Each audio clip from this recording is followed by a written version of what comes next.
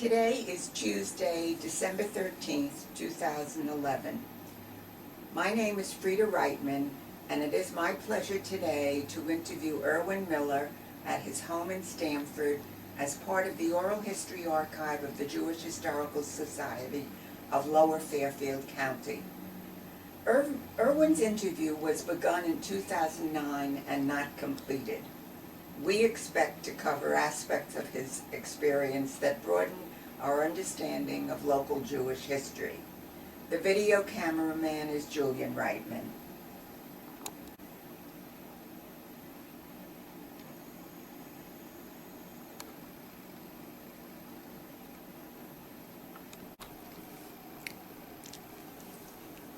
We're going to focus in this part of your interview on the Jewish Historical Society because you were so important in starting it and continuing it and remain important to it.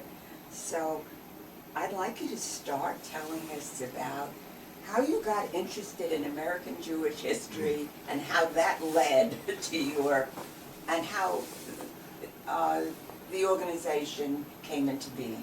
Okay, as for myself, Frieda, I first became aware of American Jewish history in 1937 when I read an obituary in the Brooklyn Eagle about the mother of Arthur Hayes Sulzberger, the president and publisher of the New York Times, who passed away that year, and it said she was descended from early Jewish settlers who were farmers in Westchester County, New York. And I had no idea that Jews were even here at that time because in school, especially in elementary school, you learned about the Dutch and the English and so forth, and they were the ones who settled the country, and Jews weren't even anywhere. So when I read that, I first made me aware that hey, there probably were these early Jewish settlers. And so then about the time of every Memorial Day, you know, the old Civil War veterans would they'd put them in cars and they'd ride around in parades. And one of them was Daniel Harris, who lived near Ridgewood in Brooklyn. Daniel Harris lived on 231 Woodbine Street in Brooklyn. And he was the last of the 10,000 Jews who served in the Civil War, which I wasn't aware of at that time, although I myself had family connections, which I learned later. I didn't know myself.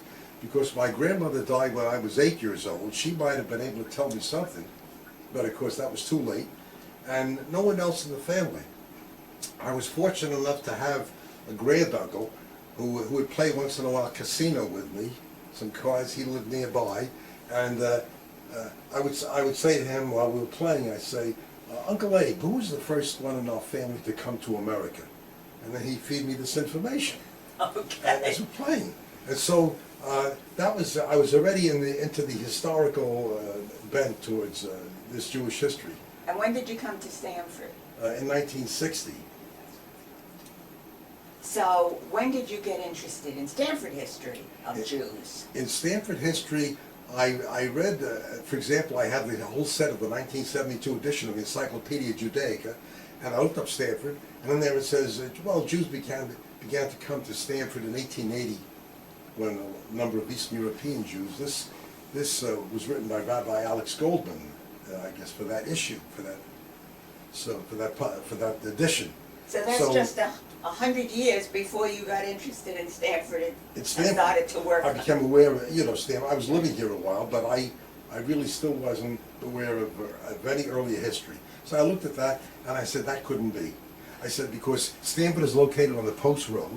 It's on the highway to New England, the main highway in colonial days. Jews, Jewish peddlers, Jewish people, you know, looking to settle someplace else would have passed by here. They may not have stayed, but some of them may have, and maybe didn't make out, and maybe moved on someplace else. And I said, that's not logical. So I began to look, and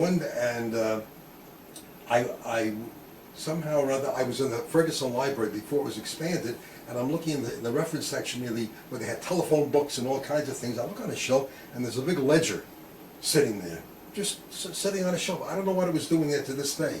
I don't know where the ledger came from. And I open it up, and I see there's all kinds of early transactions and there, people buying land, you know, and so forth. And I said, I'm going to look for a Jewish name. So I looked for Cohen. Couldn't find any Cohens in there. I looked for Levy. And lo and behold, here comes up Moses Levy. And I was already aware of Moses Levy. I read about him in Rabbi David the Solar Pool's book. And I said, Moses Levy. Well, I was aware he came to New York in 1695 from London, before that Germany. And so the transaction was that that Mary Turney sent her husband to go and collect from Moses Levy the money that he owed her for a slave that he purchased from her, a slave named Deborah, that he purchased from her. So, but it wasn't recorded, the transaction wasn't recorded till 1716. Now, I still don't know myself. I've asked Ron Marcus, he can't give me an answer. I've asked my son Arthur, who's an attorney. He has given me what he thinks, he says, could be. He says, I'm not even sure myself why it took that long. My theory is because by 1716, Moses Levy was a very wealthy man.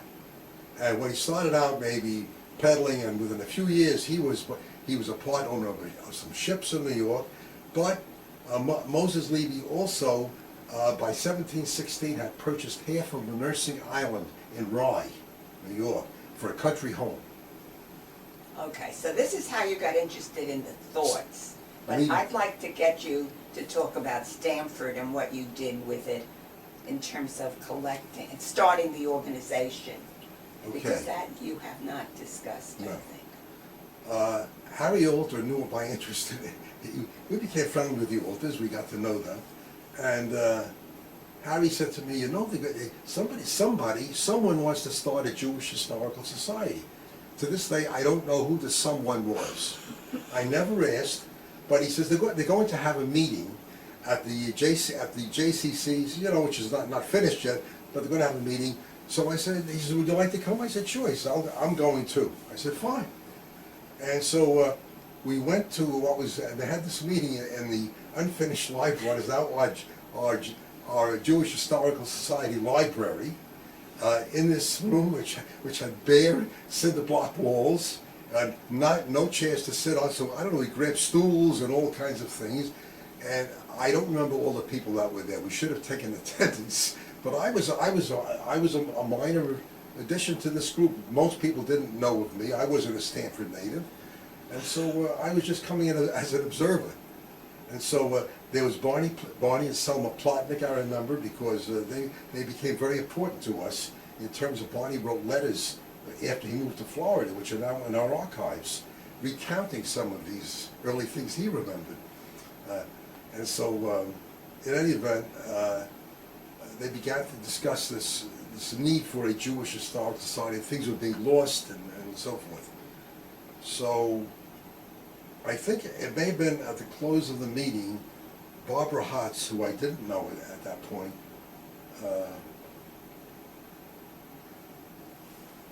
I'm trying to remember. No, I can't remember. Oh, so it was decided. No, I'm getting ahead of myself. No, it was decided that this group decided that we have to form a Jewish Historical Society. Okay. So then after that, to me right now is kind of a blank. I don't remember what happened right after that, but I think we were going to have another meeting to form a Jewish Historical Society. Unfortunately, Barney and Selma announced at that meeting that they were moving to Florida. Do you remember what year it was? This is 1982. Okay, so that's the very, very beginning. Yeah, that's the very beginning of the thought of having a Jewish Historical.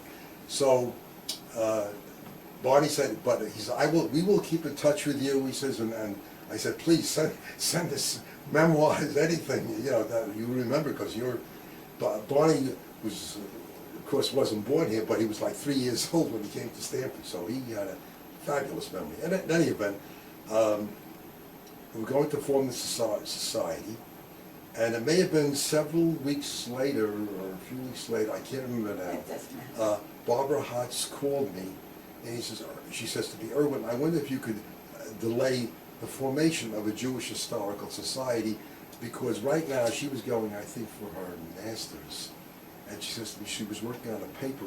She says, but what I want to do is they were organizing a Pacific Street exhibit about Pacific Street.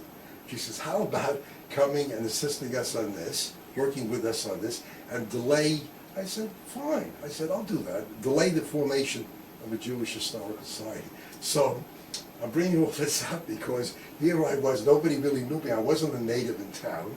And after I get home from work or whatever, we all decided we've got to start rounding up material for this exhibit. How do you do it? We needed pictures and so forth. So I said, well, what I can do is I'll volunteer. I will call people to ask them if they have photos they want to loan us, or we'll make copies of them for this exhibit. It's okay. So I start going, people in the evenings, and these people, I said, Irwin Miller, never heard of me. I said, we promise you we will make copies of your photos. We don't want to keep them, but you'll be part of you're part of Stanford history. And a lot of people said, no, we don't have any, the usual thing. If they had them, they said, who's Irwin Miller? Nobody knows this guy. And so in any event, we began to get some material that way, and of course, others on the organization, Barbara Hotz, had organized people to interview people, tape record people and so on, and that's the way the Pacific Street exhibit came about, with volunteers who wanted to go out and to do these chores. And so that was 1982, and the exhibit, I think, opened in around May or June, around May probably, April or May of 1983, I think it was. I maybe, but that was it. And so we had delayed the formation of a society, and it was in the, and so after it opened, then a group of us, including, there must have been, it was George Goldberg. No, I don't know if he was on to that at that beginning. We used to have a few meetings with a few people there concerning other matters, and George Goldberg and Miriam were part of that group that met here, and we mentioned to him, I think, about that, and he said, I'd like to join that, and that's how he came on board also at a very early stage of this thing. And so then, now when you took down the exhibit, who kept all the stuff? Eventually, that stuff, Barbara gave the large blow-ups to us, to our society. Some of those are on exhibit in our archives now. For example, the one of Dr. Jacob and Francis Nemoitin and Baby Bernie. All right, so that's the beginning of the collection, in a way. That was part of it, but we were also collecting, we started collecting, these small photos and all kinds of things, and letters, and the JCC gave us literally it was a broom closet. It wasn't even, later on, we as we progressed, we got the room down the hall around the corner, and that room had a sink, and Lester Sharlock was on board by then, and so he was able to disconnect the plumbing, and it was a do-it-yourself type of thing. And you'll have to pardon me because some of my memory is not focused chronologically all the time. But so that I would imagine we must have had by I was the president for the first 5 years from 1983. It was Columbus Day. In 1983, we really had I think our first formal meeting. But the group, we have a picture in our archives that was printed later on, the Jewish Voice, and it shows George, Miriam was our first treasurer, I think it was. There was Ron Marcus, who was our first archivist, really, our society. And there was Ruth Spiegel, and I wish I would have had that picture in front of me. I do have the picture, I have a copy of it. As you think about, talk about things, other names will come up. And they elected me the first president, and yes, Sherry Sherman, who was very active until she moved to Vermont. So there were people really who were so imbued with the idea and were so enthused over this that we really, we started to move ahead quickly.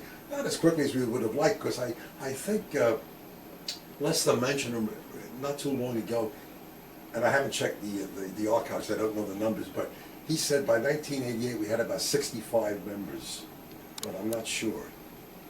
And then we started to move much more quickly. Now, was it George? Lester succeeded me in 1988. Okay. And he only wanted to serve, he served one term, so I'll serve one term. And then George Goldberg came on board. Now Lester was born in Stanford. Yes, he's What a about native. George? Yes, George was a native of Stanford, yes. Okay. And these people all had, recollections, and I don't know if at that time we were putting them on tape yet, on cassette, I'm not sure. Audio cassette, we didn't have video. But When did you start a newsletter? I think, in fact, I was typing out the meeting cards in my office in Greenwich. I had an office at 47 Greenwich Avenue, and after I'd come back towards the evening, I sent out, I had maybe one or two of them, maybe one of them was in the archives now, and they were little, like typewritten cards, and I think I ran them off on a video machine or something, a copy machine, whatever I had in the office there, and mailed them out. But I think of it now, and I look at it, it was really good. But anyway, that's how we started. It was a do-it-yourself. So I did the meeting notices until I think it was, I forget who it was said to me, we really have to look more professional. I said, I agree with you, go ahead, take it. And, but I always believed that you really have to have programs and maybe like, now it's of course bus trips, but you had to do something to keep people, it's a part of education, but it's also a part of making them feel part of an organization. So is that when you started to have monthly meetings that the community was invited to? Yes, and we were able to round up speakers. We've had some marvelous speakers. I tell you, George and I, George watched the pennies, and that's really what got us off to. We really owe so much to him in terms of getting us, getting our feet on the ground, because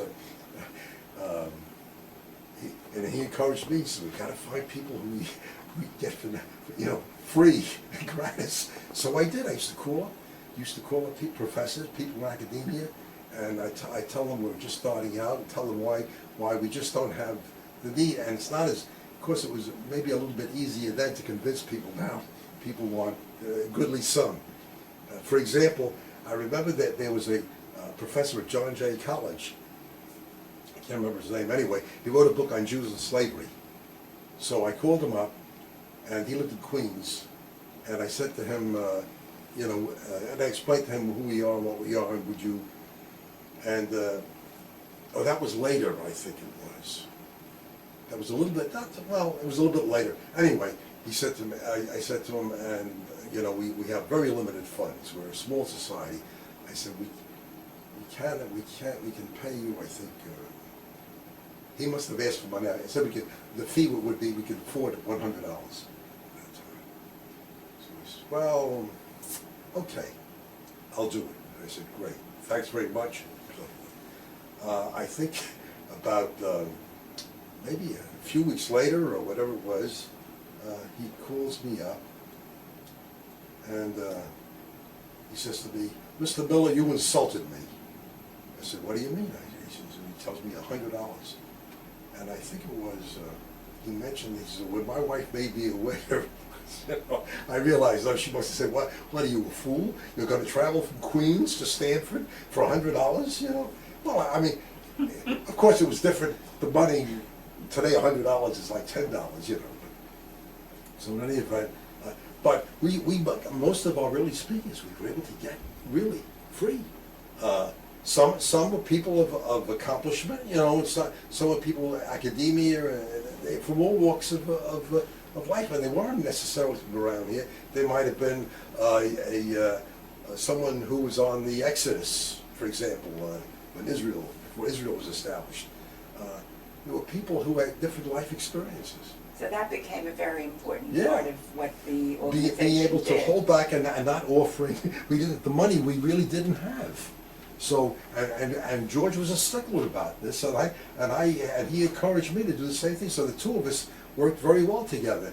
He knew I knew the sources or where we could get possible speakers, and he really kept his eye on the books. So besides George and Lester, who were some of the other early people who really pushed this? And you've mentioned Altman and so forth, but who became president after? After Lester? After Lester George. succeeded me, Right, and then was George. and then George succeeded Lester, And then, and then Julian Reitman succeeded George, okay, and then Fred Golliv succeeded Julian Reitman, okay. and then David Question succeeded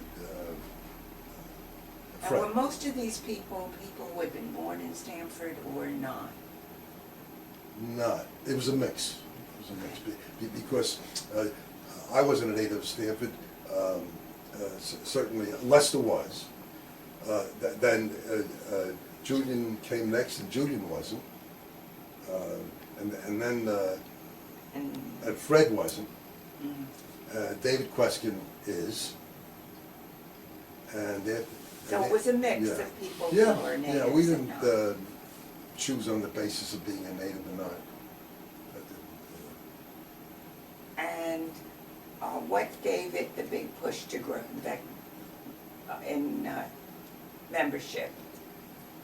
Do you remember anything special that happened? And was there any objection from any Jewish groups in terms of the establishment of a new group? No, we had no flack that I know of. And were people anxious to join? Yes, there was, of course, at that time you had the mix of people in the Jewish community. There was a goodly mix of people who grew up here or were native born or whatever. So you had people who felt they were really a part of Stanford's history, and they were getting older, and they realized that it was just being discarded and lost.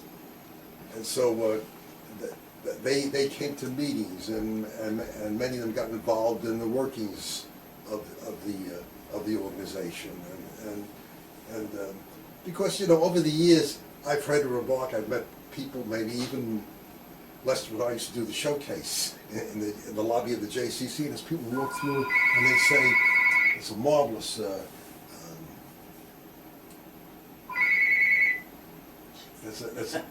you do the exhibits are wonderful, so forth and so on, and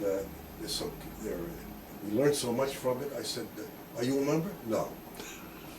Well, why aren't you a member? Well, I'm not a native Stanfordite, and I wasn't born here. I said, but you are now? Yeah, but he said, we only moved here like 4 years ago, and I don't know. I said, but you and your children are now part of this community. You're part of the history. I said, whether you moved here 5 days ago, or you moved here 5 weeks ago, you're part of this history and if you live here for the next 25 years, I'm sure there's going to be things that may involve you or whatever, but you're part of the history, and you're making it happen. So. Do you remember about the Koenig report? How was that found? Yeah, what happened was actually it was found, and I don't know exactly the person's name. The person wasn't Jewish. And that person, of course, knew Ron Marcus at the Stanford Historical Society, and maybe it was a she, I believe. I came to him, and knowing Ron is Jewish, said to him, I found this. It was a rough draft of this Professor Koenig of Yale. At that time, he was at Yale, and they said it is so interesting, whatever.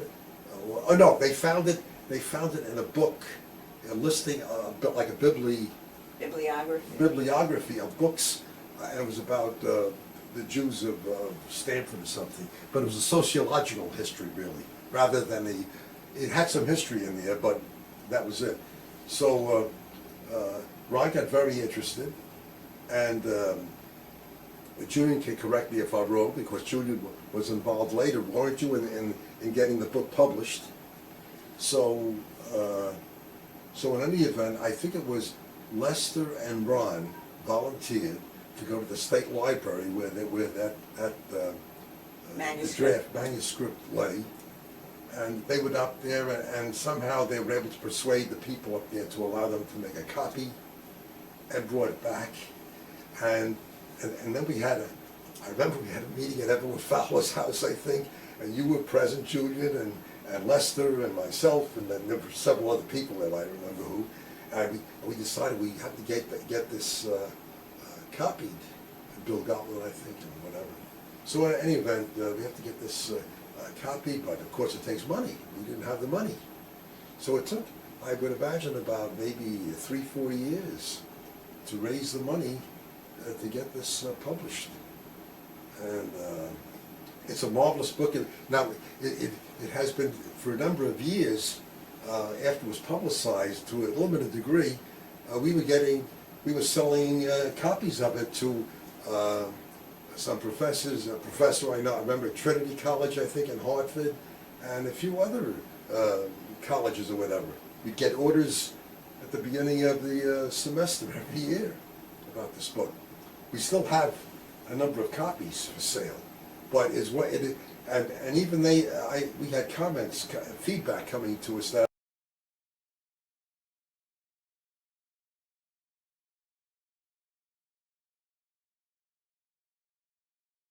it was one of the best sociological histories of a smaller Jewish community, because it was feasible. It wasn't overwhelming like Philadelphia or New York or whatever.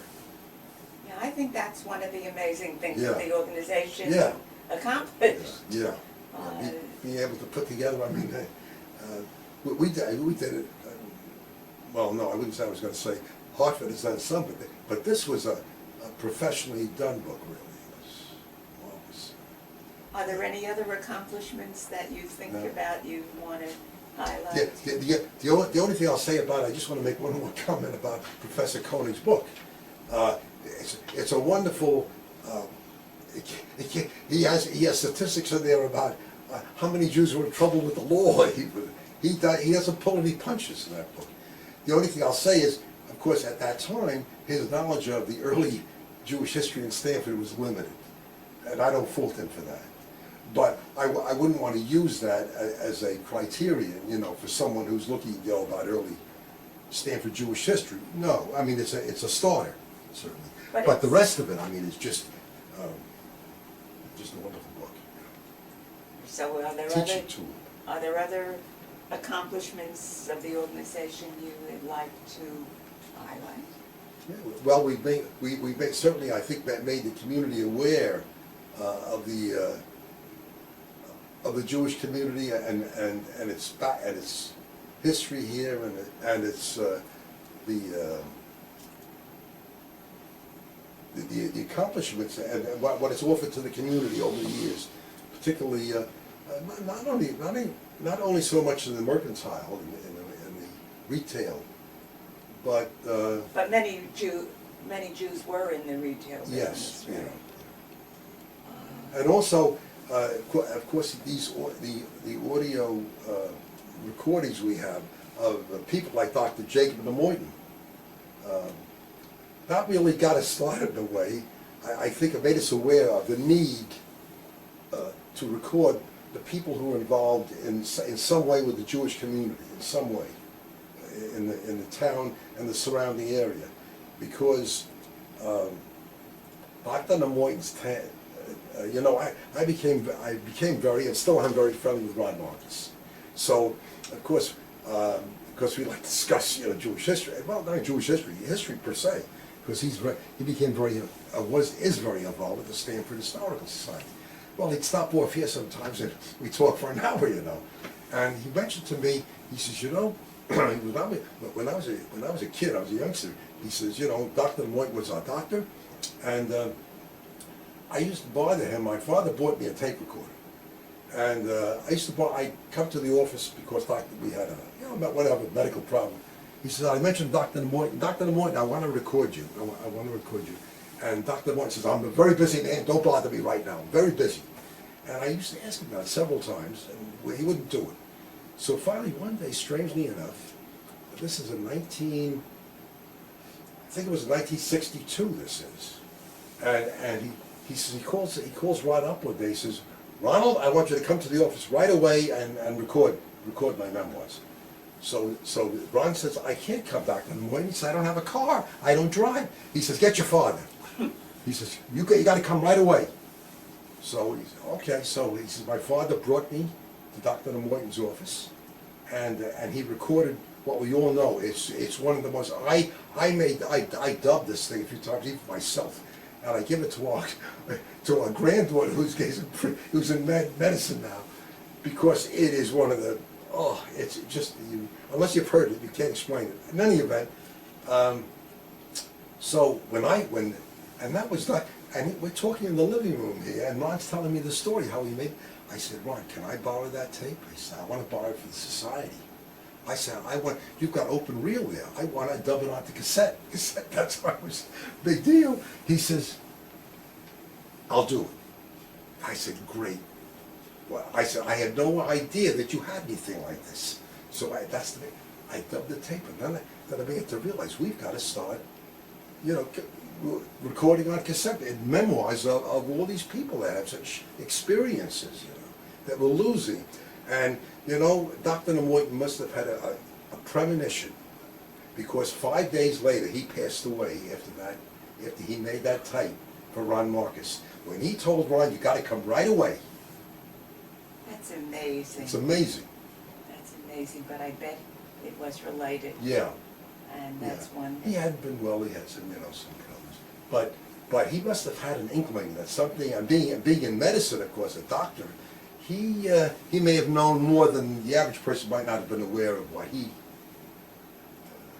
Okay, I'm going to ask a question that I'm always interested in. What about anti-Semitism in the community? Is there anything in your experience that has been noted, or do the archives contain things like that, or has this been a community that really didn't have much of it? Well, the community had anti-Semitism. Dr. Morton recounts it on his tape. He couldn't get admission on the staff of Stanford Hospital for years, and he attributed that to one of the head nurses there, or whatever. So there was anti-Semitism. Now, people couldn't live in certain areas. Yeah, also, right? Of course, like High Cliff was off limits. Ravona Woods was off limits. The Stanford Yacht Club was, of course, as it was with so many other, of these prestigious clubs of that kind, so-called. And that's why the Rock Rimmon was formed by members of the Jewish community, because Woodway wouldn't admit them. So there were, areas of town where, for example, I still have a copy of I made a copy of it, I think there's a copy of it in our archives, of, in the Stanford Advocate, there was an ad in December 1937, but that was true in Brooklyn. We had the same thing with the Brooklyn Eagle. They would advertise Christians only. So here on Hoover Avenue, the ad is to rent an apartment, and it says Christians. So that wasn't indicative only of Stanford, but there was anti-Semitism. But when I moved here in 1960, I felt nowhere. I was the only Jewish person we were the only Jewish family on the street, and except that Don Lazarus had a house on the corner of I was going to say Nichols, not Nichols, whatever. But anyway. All right. But right now, some people don't want to talk about it. I know I've spoken. I'm not naming any names. There's a native in town. He said he never really encountered any anti-Semitism, but something unusual occurred to me. Not so long ago, I went to this Minch company, the old Minch company. They do machining and so forth, and they're down on the Virgil Street. They have something sharp, And as the fella says, he's taking down, he says, you'll have to leave it and you can pick it up tomorrow, this blade for my lawnmower. And I said to him, he said to me, what's your name? And I said, Irwin Miller, you know. He says to me, when did you change your name? So I'll leave that to you, to anyone's imagination. But that's really the first time I've had any experience like that in Stanford. Now, I had in Brooklyn, I never had in Stanford, that's on the other disc. all right. You were active in two temples in town, right? Yes. And Yeah. would you say a few words about that?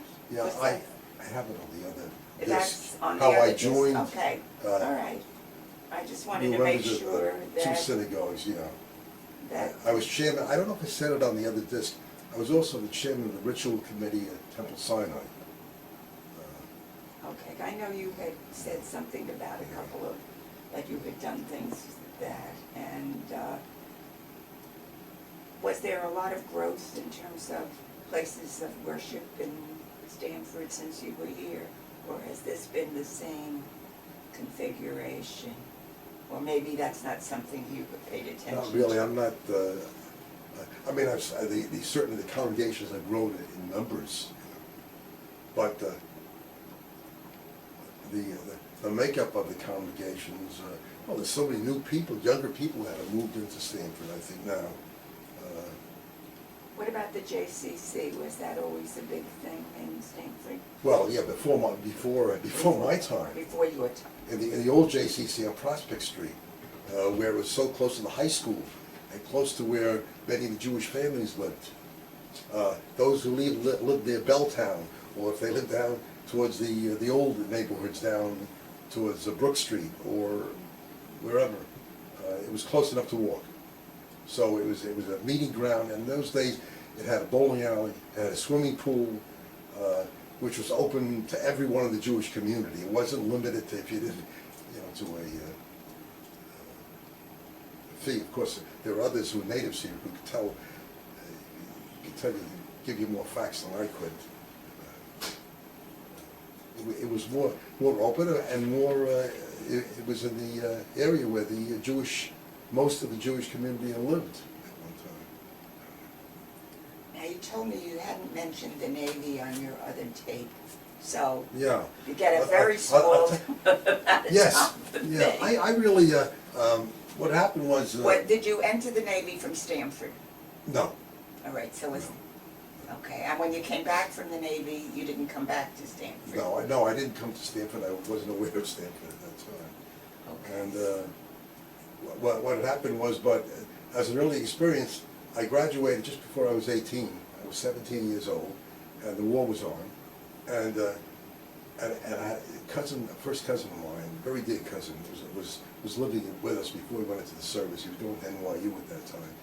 And Arthur Milner was his name. He later became he was connected with the Free Libraries of Philadelphia, and he was a broadcaster at one time, and he was an artist. He was a wonderful guy. And not a great Stanford guy. person. But not a Stanford person. So anyway, he was in the Navy, and he was a radio man. And he was on an aircraft carrier. And of course, I was 17, going on 18, and I looked up to him and I said, I want to get in the Navy too. So what happened was, I went down to enlist in the Navy, and of course I wasn't 18, and they gave me an eye test, and I flunked the eye test. They said my right eye something wasn't, and I couldn't figure that out, but maybe they were more stringent for an enlistee when they weren't for a draftee. Well, I was panicky, so I ran to the Army, and they said, no, you'll have to wait till you're registered when you're 18, and whatever. And then something I didn't want to do really, but I wanted to get in, so I went to the Merchant Marine, and they said, no, if you're rejected for the draft, come back to us. Well, I was panicked. So anyway, it comes a month later, whatever it was, and I registered for the draft, and then I started calling the draft board on Church Avenue in Brooklyn. And they said, what do you want? I said, well, can you move me ahead? And they said, no, we can't, but you'll get a letter. And I kept calling them for about every week, and they said, what, you again? And so finally, I think it was in March of '44, they said, you're getting a letter. And I still have the letters. I still have the greeting, as we all know. And so anyway, I went down to Grand Central Palace and took this examination with friends of mine and so forth and so on. And then here I was, a shivering kid in a skivvy shirt, and after all those other exams, they sent me into a room with these officers from 3 branches of the service. There was a point there where they allowed you could ask for where you wanted, what branch of the service you wanted. And so I remember 3 officers sitting there behind a desk, and I'm sitting like this, and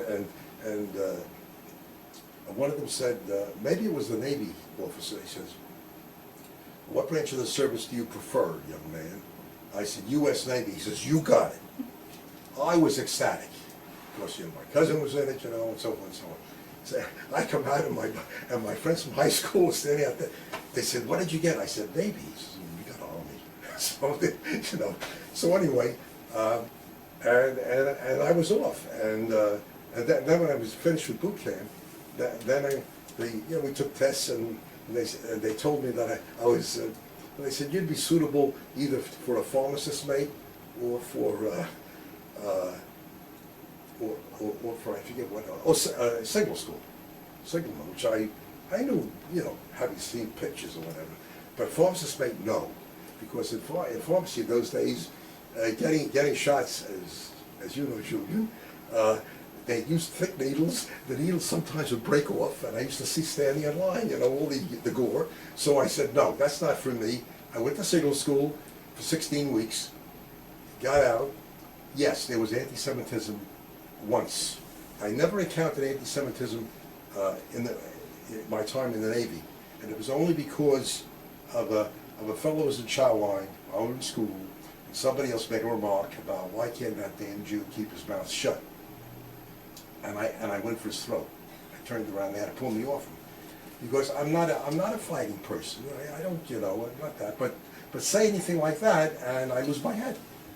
But other than that, and he lost his liberty, as I mentioned to Julian once, and so forth. But anyway, but that was my own experience. And then from there, we were assigned to and it was a brand new ship that was being finished at the Astoria yards in Oregon, Oregon, and it was commissioned. And we went, and we were sent out, to, I was all over the Pacific. All right, and you came back alive, so you're happy. Yes. There's one thing I'd like to show on here before we leave that subject, though. I have it handy here. I was a signalman, so I was a fleshy white. Julian will do that See? later. All For right. now? Okay. Because it relates to what I'm speaking about. We were off Okinawa, and we were in squadrons, and somehow the ship behind me starts flashing me that he's got a message. And when he started in, he get the usual, the usual address and all that before the actual message itself. And we started with the first sentence of this message. I gave him a stop because then I realized I needed a writer, because I can't take light and write at the same time. So it wasn't just a routine message. So I called quickly for a writer, one of our other men, and he came, and I have a copy. I made a copy of the original message when President Roosevelt died. And it was sent to us because what happened, the ship behind us somehow or other lost radio contact. Normally, messages like that would have come by radio, but they lost, and we lost. I'm sorry, we lost contact, and he was sending us this message. And what the message is, it says to the USS Kershaw, so forth. And this is from Secretary of the Navy, James B. Forrestal. And if you'd like, I can read it. It's brief. Okay. He says, this is from the USS Pitt to the USS Kershaw.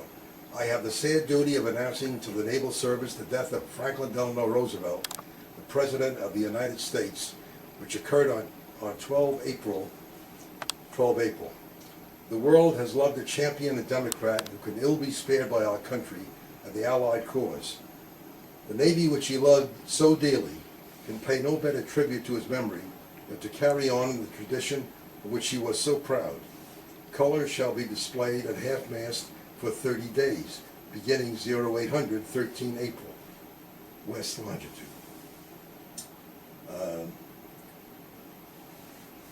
Date insofar as war operations permit. Memorial services shall be held on the date of the funeral, to be announced later at all yards and stations and aboard all vessels of the Navy, war operations permitting. Wearing of warning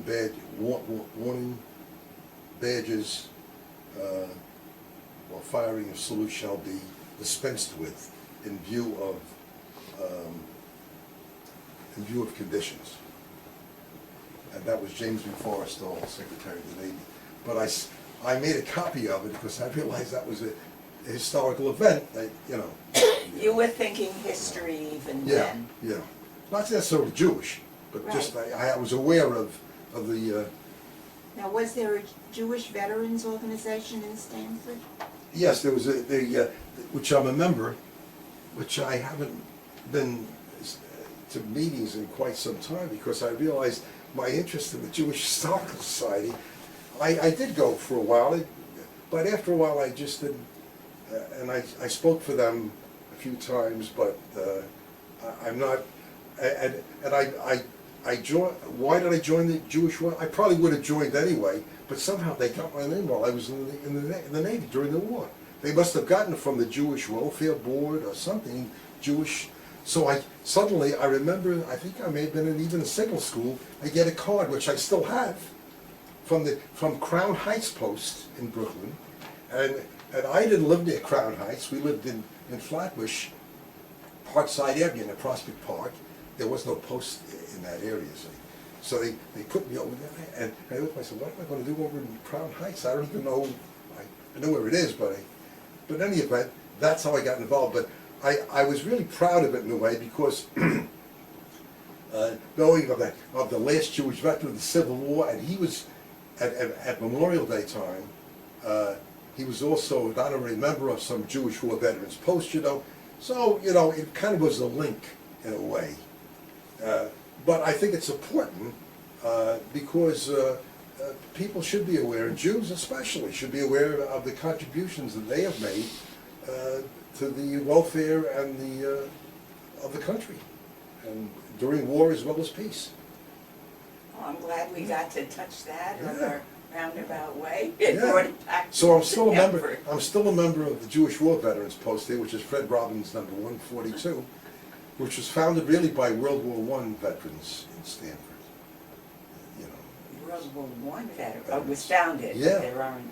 because it was founded in 1937. Louis Altman, a noted attorney, was among the original members, and we have considerable material about that early group as well in our Jewish Historical Society archives. Now, are there other things you want to show pictures of, or to have Julian capture on that? That's my family up here. I think like we Sunday have side. some of that But with Vivian, Okay. who was interviewed last week. Do you have any further reflections on what you'd like to think back on in terms of the Jewish Historical Society, but Jews in general in the Stanford community?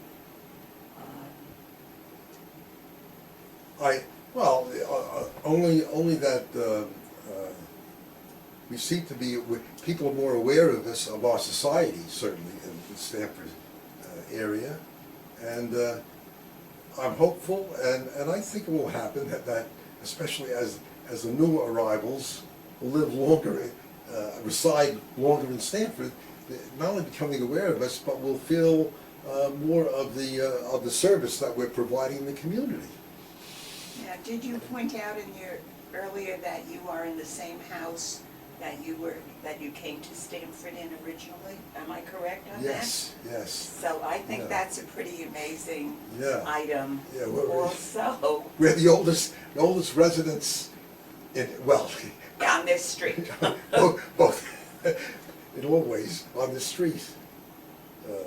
Of course, the street, the makeup of the street has changed.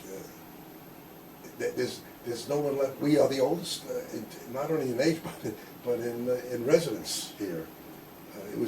the makeup and the whole ambiance was different at that time. But it's a very convenient area for us. So, You've stayed. we stayed, you know. There was a time we almost probably would have purchased a house on Roxbury Road, but it was brought to our attention. We already had tickets to go to our first trip to Israel. It was 1972. This was, and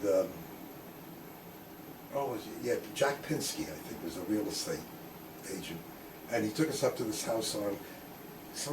We saw it in the paper, and he was the agent, and we went up there, and it was a much bigger house.